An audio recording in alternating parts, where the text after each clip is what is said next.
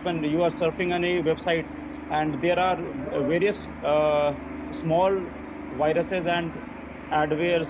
So when you are surfing, you can see a very exciting ad on the bottom side or on the right side of your screen, and you think that okay, we should have further information about it.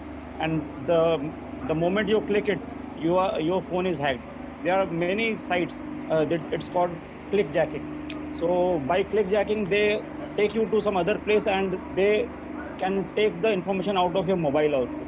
So clickjacking is there. There are malwares. There are adwares. So these things they always generally appear on your browsing screen whenever you are surfing the net. So once the fraud has happened, it's always good to inform the things to your concerned bank and the police department immediately. So even the RBI had made many regulations about it, and if somebody is a victim of such a cyber attack, they should, if they complain within 3 days, suppose the whatever has happened, it has happened today, and if we don't detect the problem, at times people don't go through their SMS also, the messages in their mobile. So while the messages are coming, your mobile is hacked or your phone is cloned, you have a clone SIM, and somebody else is getting the OTP simultaneously. You might be getting the messages, but somebody else might be using that OTP for the transactions. So once the transaction is made, your bank account is already it's already on the loss, and you have lost, suppose 50,000 or 60,000 odd money, whatever you have. So you should immediately, within 3 days, you should make it a point that you should inform the bank, and you should check your bank accounts regularly, also your SMSs. So if you keep on checking it, and if you complain to the bank, generally you get a refund within 10 days or within 90 days also. But there are a few clauses that has been made mandatory by the RBI. RBI says that first thing, it should be because they have made many rules and regulations. They frequently give SMSs to all the people also, saying that you should not share your OTP, password, your CVV number with anybody, even if it's a bank employee. The messages keep on coming on your mobile, whatever bank account you may have. So if you are sharing the OTP with a person who has made the fraud, suppose as already brought out by Neetu ma'am and Natasha ma'am, that they take your mobile number, they give you a false call, they say that you have won a lottery or you have some old amount that is deposited in the bank and it has become some lakh rupees, and you need to deposit this 45,000 or 50,000 rupees, and then you will get the complete amount.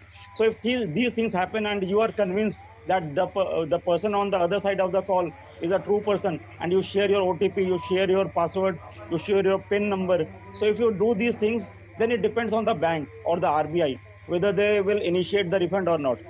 But if you inform the bank, and even after that the transactions are going on and your account is getting debited on a frequent basis, then the bank has the responsibility. They have to reimburse the amount, whatever has been deducted. Suppose you have lost 1 lakh rupees from your bank account, the bank is responsible to get you back that amount, because you are not involved in that system, because you are not sharing the OTP, you are not sharing the PIN, you are not sharing whatever is with you, and still the fraud is going on. Then it's the RBI which will intervene, or the bank will intervene, and they will provide you the money at most within 90 days of filing a complaint.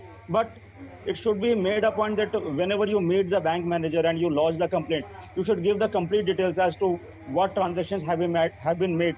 If you are on an online account, they will ask for many details, and then the bank themselves will take out your statement, and they will tell that okay, this site has made the transaction of this amount at this time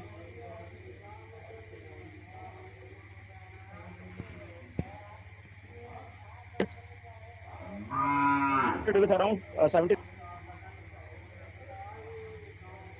Yeah, and the bank will themselves tell you that okay, this fraud has been done by this site, and at this time the transaction have been made, and they will give you the complete calculation whatever the fraud has been. And if you are not involved in sharing the OTP or and anything like that, they will reimburse the amount, that it's mandatory for the bank to reimburse it within 90 days of the notification. And I think everybody must be having a copy pen. So if anybody wants to know about what the RBI guidelines say about how to get the money back, your money back, you should always give a missed call on our number 14440. So just note that, save this contact number 14440. You can always give a missed call on this number, and you will get the complete information as to how to receive or retrieve your lost money in online fraud, and that will be of great use for you. And these things are generally happening nowadays. You might have some people might have seen a web series called Jamtara. It was on Netflix. So it shows that there is a complete racket which is involved in these online fraud activities. So if these things happen, you can always get your money back, but you should be very prompt and you should be knowledgeable about how much amount has been lost due to this fraud. And if you are prompt enough and you inform the bank, you will get the money back. So this is all from my side. Back to you, Ravinder sir. Thank you. Thank you, Lord Sandeep sir. Whatever you deliver, it's a very informative information about each in banking sector, and especially I think while means online transaction, and if you will any purchase anything and something if someone don't have a knowledge about how to save our money, it's happened. Means you also mentioned, I think if you do not share any secret about your bank account, and after that you also get some fraudness, 100% it's the bank means a responsibility.